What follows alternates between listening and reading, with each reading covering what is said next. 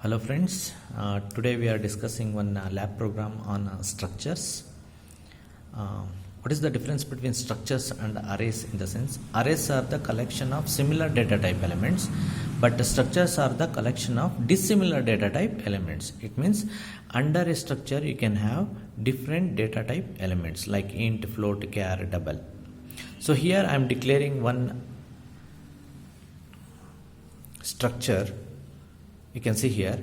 So this is the structure declaration.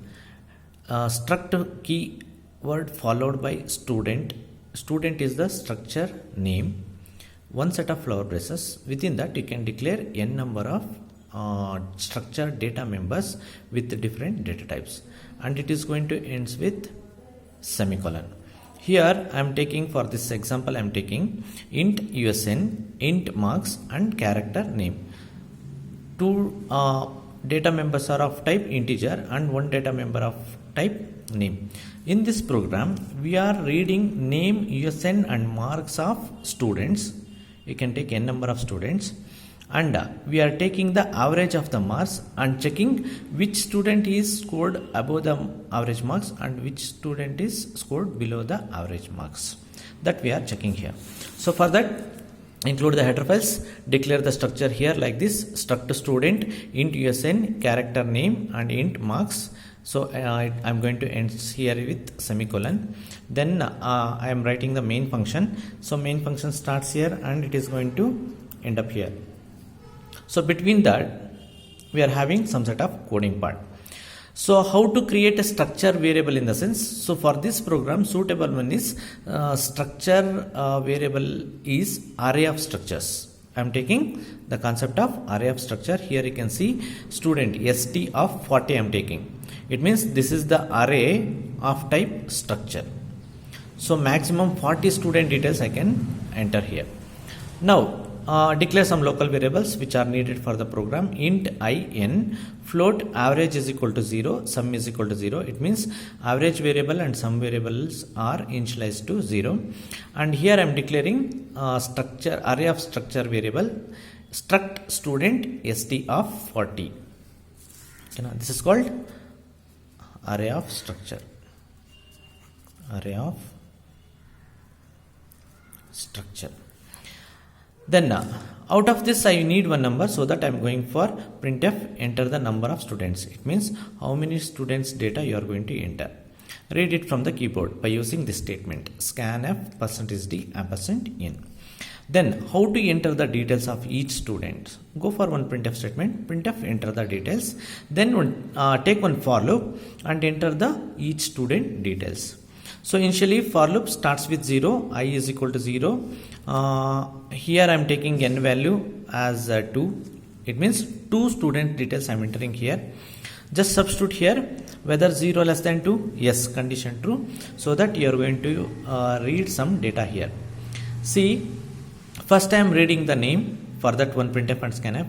Then I am reading usn of the student, one printf and one scanf. Then I am reading the marks of the student, one printf and one scanf. First enter the name. Scanf %s is the conversion code for string, so that %s st of I dot name. St of I in the sense, see, this is nothing but the index of this array. Okay, now index of this array. So what is the I value? 0. It means st of 0 dot name.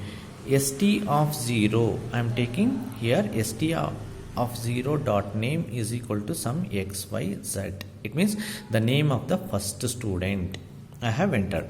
What is this dot? Dot is the operator which is going to connect the structure variable and structure data member.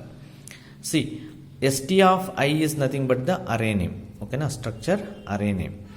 And here the name I am taking is the data member of this structure. Structure is declared outside the main. How to access the members of structure in the sense? By using dot operator. So first I have entered the name. Next what I want? usn I want. For that enter the usn scanf %d is the conversion code for integers. Ampersand st of I dot usn. St of I in the sense I equals to 0. St of 0th student. usn is 001. And then enter the marks. Percentage D ampersand st of I dot marks. So marks also I am reading here 10. So first student details are entered here, name, USN and marks, which are going to be stored in the array student of 0, student of 0, student of 0, name, USN, marks. It means in this array 0th location is occupied by the first student. Got it? Then we are calculating the sum of the marks. So initial sum is how much? 0. Substitute here. Here I am taking sum is equal to initially 0 plus st of I. I means 0 only. St of I dot marks in the sense 0th student marks, that is how much? 10.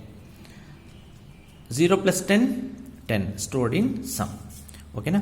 See after this the control is going to be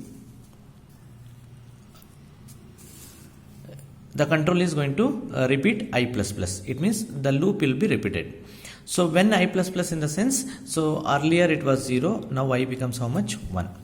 Check the condition, whether 1 less than 2, yes, condition true. Once again you are reading this data. It means enter the name, USN of the second student. But in array it shows 1. Okay na? Student of 1 dot name is equal to ABC and USN is 002 and marks is 20. So second student details I have entered. Then check the sum. What is the updated sum? Previous sum was 10. Substitute here 10 plus student of I dot marks. Second student marks. How much? 20. 10 plus 20 how much? 30. 30 is going to be stored in sum. It means 30 is stored here. After that loop will be repeated. It is going to be I plus plus. I plus plus in the sense it becomes 2. Whether 2 less than 2, condition false. So when this condition become false, control jumps to the next statement after the loop. So loop is opened here and close here. So once the condition is false means it jumps to the next statements after the for loop. So what is the statement we have here? Average is equal to sum divided by n. What is the sum value we have got? 30. Correct. Substitute here. 30 divided by n value 2. So what is the average? 15. So 15 is going to be stored in AVG, average. So average marks is here 15 because first student marks is 10, second student marks is 20, average will be 15. That we have calculated.